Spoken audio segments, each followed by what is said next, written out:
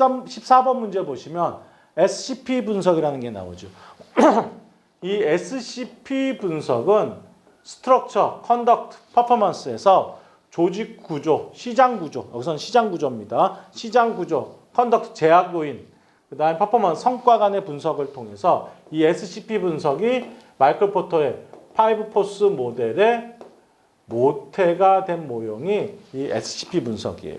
그래서 시장 구조가 예를 들어서 완전 경쟁 시장과 독점 시장이 있다라고 합시다. 그럼 컨덕트, 제약 요인이 완전 경쟁 시장은 다수의 기업과 다수의 공급자가 존재하고 완전 정부 아래서 서로 치열한 경쟁을 하기 때문에 제약 요인이 상당히 높죠.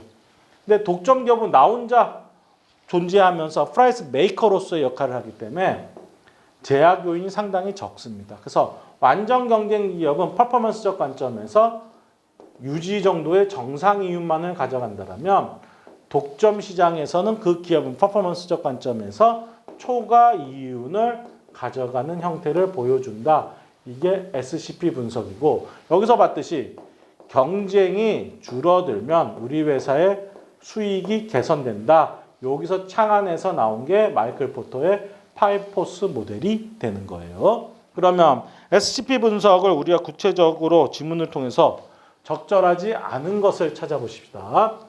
구조, 행동, 성과 모형은 외부의 충격에 따라 산업의 수입성 변동이 심한 산업군에서 더욱 강력한 분석 모형이다라고 볼 수가 있습니다.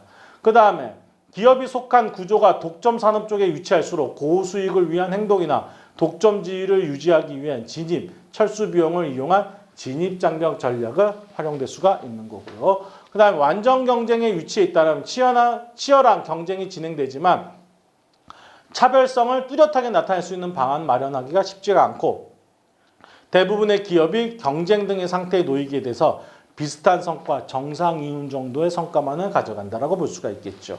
그 다음에 SCP 모형은 좁은 범위의 위험 요인을 분석하기 위해 개발되었기 때문에 기업에 대한 정부의 입법 정책을 만들기 위한 산업을 분석한 용도로 적합하지 않다. 실제적으로 이 SCP 분석은 거시경제 정책, 거시산업 정책을 만들기 위한 경제학적 모형에서 시작한 거예요. 적합한 모형이고 좁은 범위가 아니라 넓은 범위에서 기업들을 보고 있는 분석이라고 볼 수가 있습니다. 근데 실제적으로 이 SCP 분석은 좁은 범위의 위험 요인을 분석하기 위해서 개발된 게 아니라 요거에는 조금 힘든 부분이 있다. 즉 산업 전체 큰 범위에서 보는 모형이지 좁은 의미에서 저런 걸 하기에는 좀 부족한 모형이에요. 그래서 입법 정책을 만들기 위해서 나온 모형으로서 좁은 범위에서는 좀 분석이 힘들다. 이렇게 우리가 판단을 내리셔야 되는 모형이 SCP 분석이에요.